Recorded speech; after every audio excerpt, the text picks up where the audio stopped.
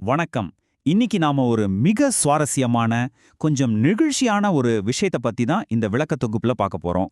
கிருஷ்ணேஸ்வர், கருணையின் இறைவன். பிரபஞ்சத்தையே ஆளும் அந்த முழுமுதற் கடவுளான சிவபெருமான் எப்படி கருணையின் இறைவனா மாறினார் அப்படிங்கிறது ரொம்பவே ஆச்சரியமான ஒரு கதை. பழங்கால புராணங்கள்ல தொடங்கி பல நூற்றாண்டுகளா நடந்த வரலாற்று போராட்டங்களை எல்லாம் தாண்டி இன்னிக்கும் கம்பீரமா நிக்கிற ஒரு அற்புதமான கட்டமைப்புக்கு பின்னாடி இருக்கிற ரகசியங்களை நாம சேர்ந்து கண்டுபிடிக்க போறோம். வாங்க போகலாம். கொஞ்சம் யோசிச்சு பாருங்க. பிரபஞ்சத்தையே ஆளும் அந்த முழுமுதற் கடவுள் சாதாரண ஒரு பக்தையோட அன்பிற்காக தன் கோபத்தையெல்லாம் விட்டுட்டு கருணையின் இறைவனா எப்படி மாறினார்? இது சும்மா ஒரு கட்டுக்கதை கிடையாதுங்க. மனித உணர்வுகளான பொறாமை, அசைக்க முடியாத பக்தி, அப்புறம் எல்லையற்ற கருணை, இது எல்லாத்தோட ஒரு கலவைதான் இது.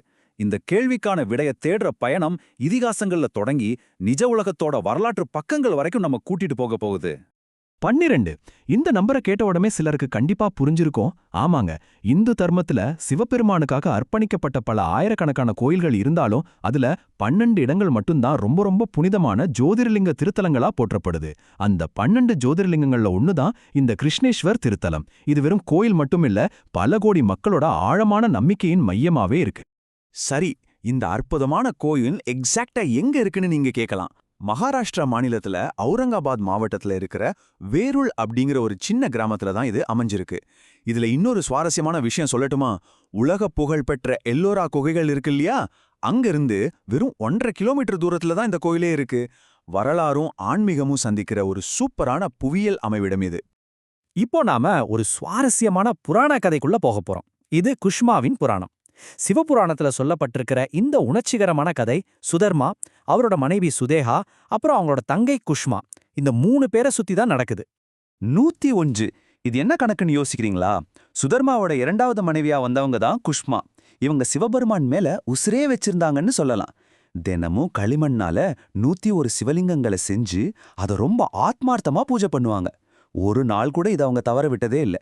அவங்களோட இந்த தினசரி வழிபாடு அவங்க வாழ்க்கையை எப்படி புரட்டி போட்டுச்சுன்னு இப்ப பாப்போம். இந்த கதையோட ஆரம்பம் கொஞ்சம் சோகமானது. சுதேகாவுக்கு குழந்தை இல்லைங்கிறதால அவங்க தங்கையான குஷ்மாவை தன் கணவனுக்கே கல்யாணம் பண்ணி வைக்கிறாங்க. குஷ்மாவுக்கு ஒரு அழகான ஆண் குழந்தை பிறக்குது.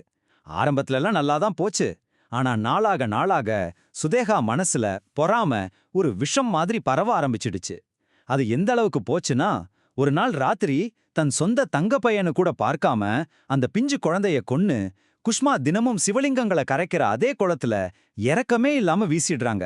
ஆனா பாருங்க, குஷ்மா தன் பூஜையை முடிச்சிட்டு குளத்துல சிவலிங்கங்களை கரைக்க போனப்போ சிவனோட அருளால அவங்க பையன் மறுபடியும் உயிரோட எழுந்து வர்றான். எப்படிப்பட்ட ஒரு மிராக்கிள் பாத்தீங்களா?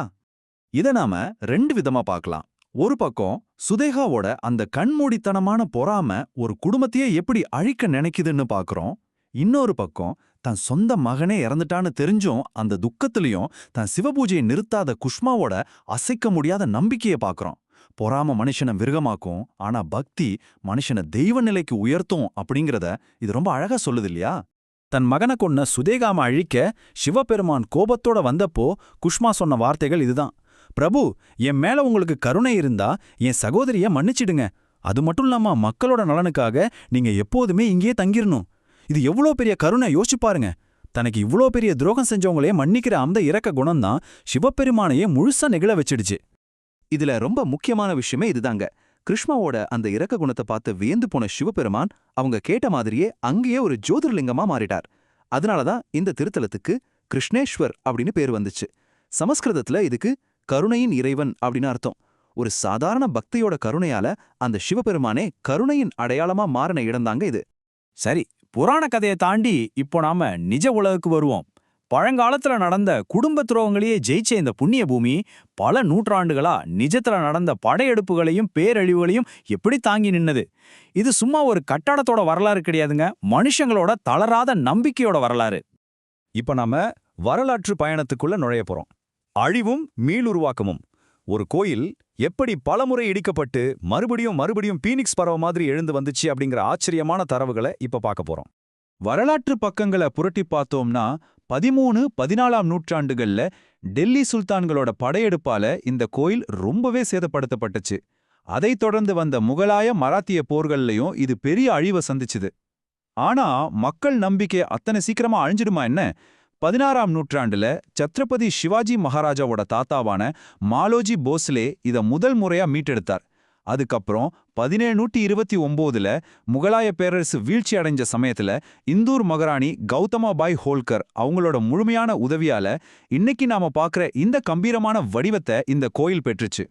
சரி, இவ்வளவு வரலாற்று சிறப்புமிக்க இந்த கோயில் இன்னைக்கு எப்படி காட்சியளிக்குது, அதத்தான் நாம இப்ப பார்க்க போறோம். இத வெறுமனே கற்களால் கட்டப்பட்ட ஒரு அமைப்பா கண்டிப்பா பார்க்க முடியாதுங்க. இது முழுக்க முழுக்க கருங்கல்லில் செதுக்கப்பட்ட ஒரு காவியம் அப்படின்னே சொல்லலாம்.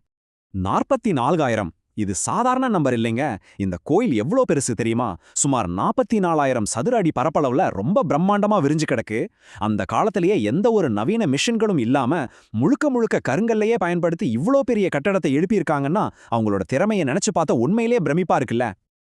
இந்த கோயிலோட சிறப்பம்சங்கள் ஒவ்வொன்றும் அவ்வளோ சுவாரஸ்யமானது. ஹேமத் பந்தி அப்படிங்கிற ஒரு தனித்துவமான கட்டிடக்கலை பாணியோட தாக்கத்துல இது முழுசா கருங்கற்களால கட்டியிருக்காங்க.